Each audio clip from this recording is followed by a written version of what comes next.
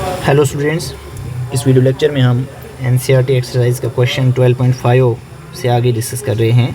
तो पहले 12.5 क्वेश्चन क्या है, what is the relationship between the members of following pairs of structures, are they structural isomers, are geometrical isomers, are resonance contributors. Right, तो बच्चे हमने structural isomer भी पढ़ा है, ज्योमेट्रिकल आइसोमर भी पढ़ा है और रेजोनेंस भी पढ़ा है।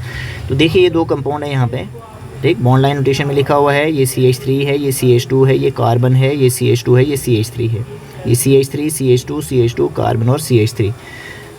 तो इन कंपाउंड्स में अगर आप देखेंगे तो इन कंपाउंड्स में मॉलिक्यूलर फार्मूला सेम है लेकिन स्ट्रक्चर्स डिफरेंट, इसलिए आप इन्हें स्ट्रक्चरल आइसोमर्स कह रहे हैं। राइट, तो इन दोनों कंपाउंड्स में देखिए जो फर्स्ट कंपाउंड है यहाँ पे कीटोन ग्रुप जो है थर्ड पोजीशन पे है। राइट, और अगर हम देखेंगे सेकंड कंपाउंड में तो कीटोन ग्रुप जो है ये सेकंड कार्बन पे है। राइट, तो क्या है हमारे पास यहाँ पे कि ये गिवन पेयर्स क्या हैं, स्ट्रक्चरल आइसोमर्स हैं। In structure 1, ketone group is at carbon third of the parent chain, that is hexane chain, and in structure 2, ketone group is at carbon 2 of the parent chain, hexane chain. Hence, the given pair represents the structural isomers. क्या है ये structural isomers? Structural isomer में भी आप इसको position isomer कह सकते हैं।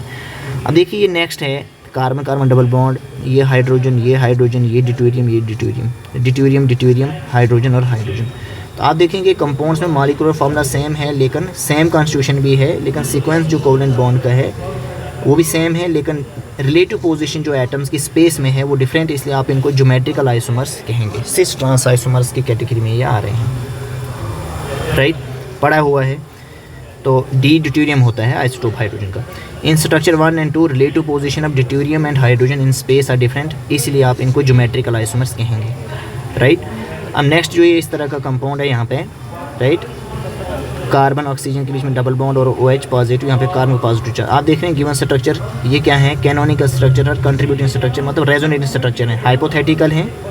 राइट, हाइपोथेटिकल हैं ये, तो इंडिविजुअली ये किसी भी रियल मॉलिक्यूल को रिप्रेजेंट नहीं करते, तो इसलिए आप इनको क्या बोलेंगे, they are resonance isomers to each other और they are resonance structures to each other. Right, देखिए ये होमोलोगी फ्यूजन और हेटेरोलोगी फ्यूजन की बेसिस पे क्वेश्चन है कि for the following bond cleavage use curved arrow to show the electron flow and classify each as homolysis और हेटेरोलिसिस।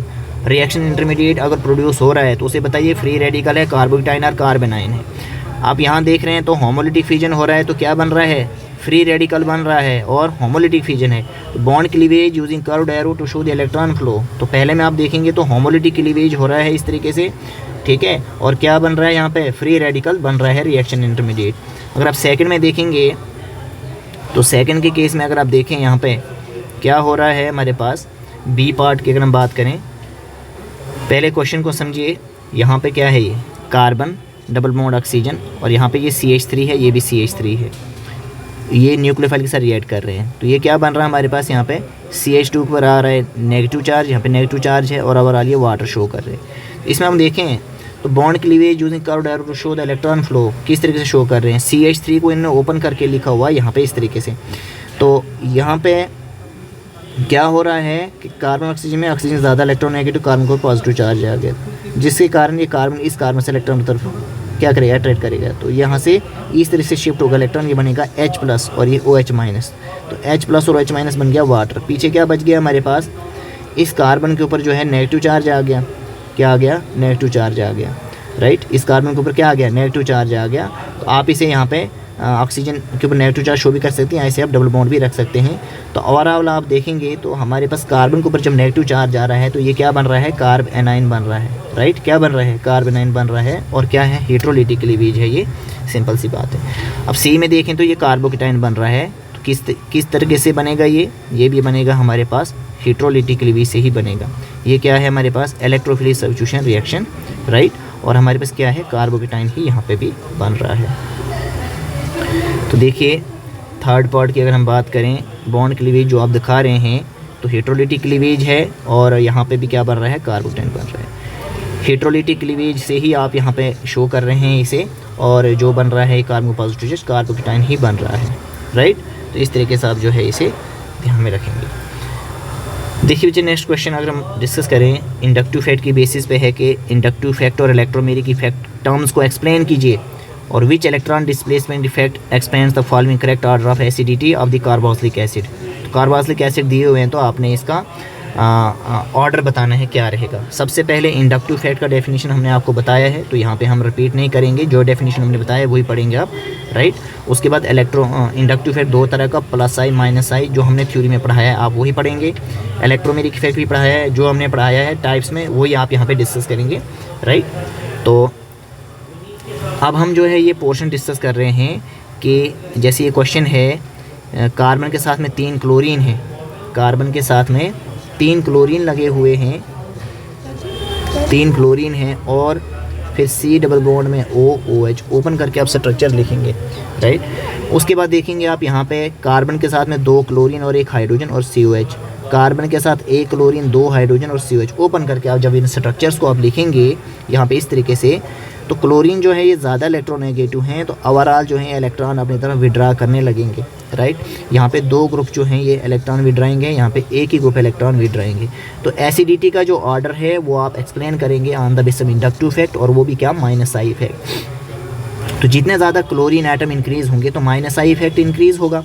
तो जब माइनस आई इंक्रीज़ होगा तो उससे एसिडिक स्ट्रेंथ भी क्या होता है, इंक्रीज़ होता है।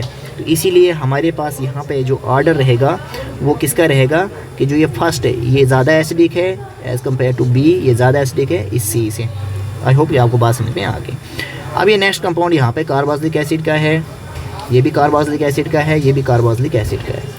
तो यहाँ पे प्लस आई वाले ग्रुप्स जो है अटैच हैं, तो ऑर्डर जो है एसिडिटी का प्लस आई की बेसिस पर एक्सप्लेन कर रहे हैं। तो अल्काइल ग्रुप, जितना ज़्यादा अल्काइल ग्रुप्स का नंबर इंक्रीज़ होगा तो प्लस आई इफेक्ट भी इंक्रीज़ होगा। अगर प्लस आई बढ़ रहा है तो एसिडिक स्ट्रेंथ क्या होगा, एसिडिक स्ट्रेंथ आपके पास क्या हो जाएगा, डिक्रीज़ हो जाएगा। एसिडिक स्ट्रेंथ क्या होना चाहिए, डिक्रीज़ होना चाहिए आपके पास, राइट। क्योंकि प्लस आई क्या है, इलेक्ट्रॉन डोनेट कर रहा है, तो वो रेजोनेंस जो हमारे पास यहाँ पे एनाइन बनेगा वो रेजोनेंस स्टेबलाइज्ड नहीं होगा, तो यहाँ पे क्या है, ये डिक्रीज़ में आना चाहिए, राइट।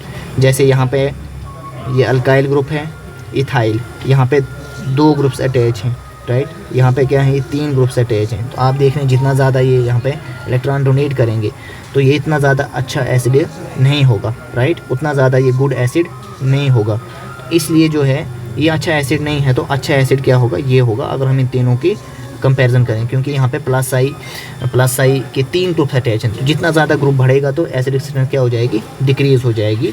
तो ये आपको ध्यान में रखना है, यहाँ पे इंक्रीज़ नहीं आएगा, डिक्रीज़ आएगा, राइट। ये बहुत ही इंपॉर्टेंट क्वेश्चन है, इस क्वेश्चन को समझने की कोशिश करें। एनसीईआरटी बेस्ड क्वेश्चन है, डायरेक्ट एग्जाम में आ सकता है, राइट। अब देखिए ये बहुत ही इंपॉर्टेंट क्वेश्चंस हैं, आपको शॉर्ट नोट जो है इस तरह के क्वेश्चंस में एग्ज़ाम में लिखने के लिए आ सकते हैं। जैसे क्रिस्टलाइजेशन के ऊपर थोड़ा सा नोट लिखिए, डिस्टिलेशन और क्रोमेटोग्राफी, इनको एक्सप्लेन कीजिए टर्म्स को।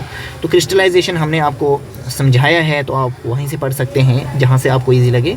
Crystallisation is one of the most commonly used technique for the purification of solid organic compounds. ये आप याद रखेंगे, क्रिस्टलाइजेशन क्या होता है, व्हाट इज क्रिस्टलाइजेशन।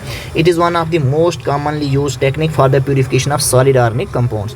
प्रिंसिपल क्या है इसका, it is based on the difference in solubilities of the compounds and the impurities in a given solvent. किसके ऊपर बेसिस है कि कंपाउंड की सॉल्युबिलिटीज के डिफरेंसेस के ऊपर और जो इम्प्यूरिटीज गिवन सॉल्वेंट में होंगी। इम्प्योर कंपाउंड जो होता है get dissolved in the solvent in which it is sparingly soluble at room temperature but appreciably soluble at higher temperature. The solution is concentrated to obtain a nearly saturated solution. जब फिर solution को cool करेंगे तो pure compound crystallise हो जाएगा और उसको remove किया जाता है फिल्ट्रेशन से। फॉर एग्जांपल जैसे प्योर एस्पिरिन अगर है तो इसे obtain करना हमने recrystallizing crude aspirin. Approximately 2 to 4 gram of crude aspirin जो है आप डिजॉल्व करेंगे 20 ml इथाइल अल्कोहल में, तो सोल्यूशन को हीट करेंगे अगर नेसेसरी है टू एंश्योर कंप्लीट डिसोल्यूशन। तो सोल्यूशन जो रह जाएगा लेफ्ट होगा उसे अनडिस्टर्ब रखेंगे until some crystal start to separate out. तो क्रिस्टल को देन फिर फिल्टर करना है और ड्राई करना है, तो आपके पास जो है ये प्रोसेस क्रिस्टलाइजेशन का हो जाएगा। तो बहुत ही इम्पॉर्टेंट है ये, और यहाँ पे भी जो है अच्छे से इसने आंसर को एक्सप्लेन किया है, तो आप यहाँ से भी इसे पढ़ सकते हैं। अब डिस्टिलेशन टेक्निक हमने जो डिस्कस किया है, तो यहाँ पे भी आप जो है अगर नोट आ रहा है आपको लिखने के लिए, तो this method is use to separate volatile liquids from non volatile impurities of a mixture volatile liquids को आप नॉन वोलाटाइल इम्प्योरिटी से सेपरेट करने के लिए इस टेक्निक का इस्तेमाल कर सकते हैं। और mixture of those liquids which have sufficient difference in their boiling point, जहाँ पे बॉइलिंग पॉइंट में अच्छा खासा डिफरेंस है लिक्विड्स में, वहाँ पे आप डिस्टिलेशन टेक्निक को अप्लाई कर सकते हैं। प्रिंसिपल क्या है? It is based on the fact. Principle बहुत इंपॉर्टेंट है, एग्जाम में पूछा जा सकता है कि डिस्टिलेशन का क्या प्रिंसिपल है, राइट, क्रिस्टलाइजेशन का क्या प्रिंसिपल है। तो it is based on the fact that liquids having different boiling points vaporise at different temperatures, the vapours are then cooled and the liquids so formed are collected separately. For example आपने chloroform और aniline का mixture लिया है, इनके boiling points यहाँ पे mentioned है, इनको आप सेपरेट कर सकते हैं डिस्टिलेशन टेक्निक से। मिक्सचर को फिर आपने राउंड बॉटम फ्लास्क में लेना है, उसको कंडेंसर से फिट करना है, फिर उसे हीट करना है। क्लोरोफॉर्म जो है CH-Cl3 ये ज़्यादा वोलेटाइल है, ये पहले वेपराइज होगा, कंडेंसर में पास होगा, तो कंडेंसर में जाने के बाद वेपर कंडेंस होगा और क्लोरोफॉर्म जो है ट्रिकल डाउन हो जाएगा और राउंड बॉटम फ्लास्क में एनिलीन रह जाएगा। तो बहुत इंपॉर्टेंट है ये, इसे अच्छे से ध्यान में रखिएगा। अब अगर हमें क्रोमेटोग्राफी की बेसिस पे क्वेश्चन जो है पूछा जा रहा है कि क्रोमेटोग्राफी एक्सप्लेन कीजिए, तो it is one of the most useful method for the separation and purification of organic compound. ये लिखा, प्रिंसिपल बहुत इंपॉर्टेंट है। It is based on the difference in movement of individual components of a mixture. ठीक है, यहाँ पे individual components जो होते हैं मिक्सचर के, उनकी मूवमेंट की डिफरेंस की बेसिस पे है। It is based on the difference in movement of individual components. ठीक है, उनकी मूवमेंट्स अलग अलग होती हैं through the stationary phase under the influence of mobile phase. तो स्टेशनरी फेज और मोबाइल फेज दोनों चीज़ें हमने आपको समझाई हुई हैं जब हमने क्रोमेटोग्राफी डिटेल में डिस्कस किया हुआ है, right. For example mixture of red and blue ink, अगर आप देखें रेड और ब्लू इंक का मिक्सचर लें तो इसको आप सेपरेट कर सकते हैं क्रोमेटोग्राफी से। Drop of the mixture is placed on the chromatogram, right. Chromatogram लेंगे आप, राइट, जिसके ऊपर क्रोमेटोग्राफी पेपर है ये, राइट।